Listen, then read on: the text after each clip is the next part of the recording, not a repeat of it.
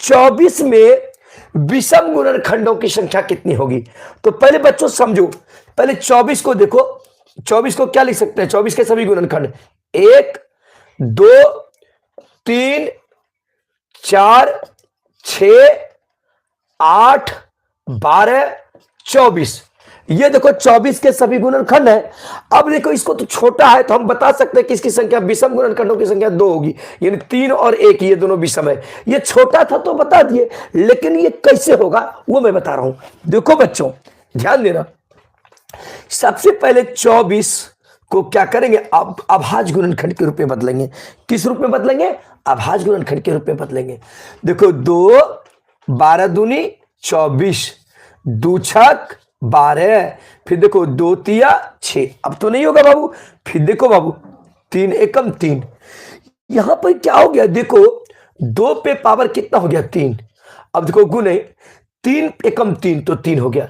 अब देखो बाबू इस पर पावर कितना हो गया 1। अब यहां पर आप लोग को बताना चाह रहे हैं, यानी विषम गुणनखंड के लिए हमको 2 से कुछ लेना देना नहीं है, यानी इसको गोली मार देना, इसको कोई लेना देना नहीं होता है, इससे कोई लेना देना नहीं है।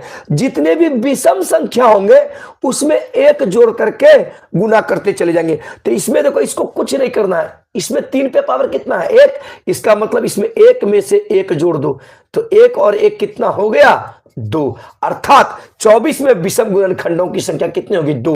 देखो 1 और 3 है कि नहीं, 1 और 2 हुआ कि नहीं, समझा, समझा बाबू कैसे होगा। यहां पे क्या है 240, तो 240 को हम क्या करेंगे बाबू, सबसे पहले अभाज्य गुणनखंड के रूप में बदलेंगे। देखो बाबू, देखो 2 120 बार में ये कटेगा, फिर देखो बाबू 2 60 बार में ये कटेगा, 60 दूनी 120, फिर देखो 2 30 बार में होगा, 30 दूनी 60, फिर देखो 2 15 दूनी 30, फिर देखो 3 3 पचे 15। अब देखो बाबू, अब ये 5 एकम 5, 5 एकम 5।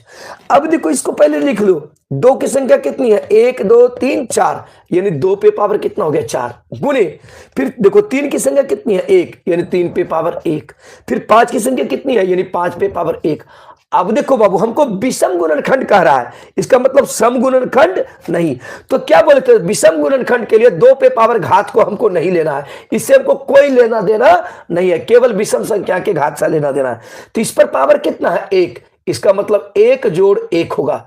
फिर देखो गुना, भी 5 है, 5 पे पावर क्या है 1, इसमें भी देखो 1 जोड़ 1 कर दो।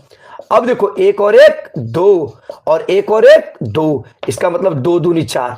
इसलिए हम कह सकते हैं कि 240 में विषम गुणनखंडों की जो संख्या होगी वह 4 होगी। बच्चों बताए, समझ में आई, बताए 520 में विषम गुणनखंडों की संख्या कितनी होगी।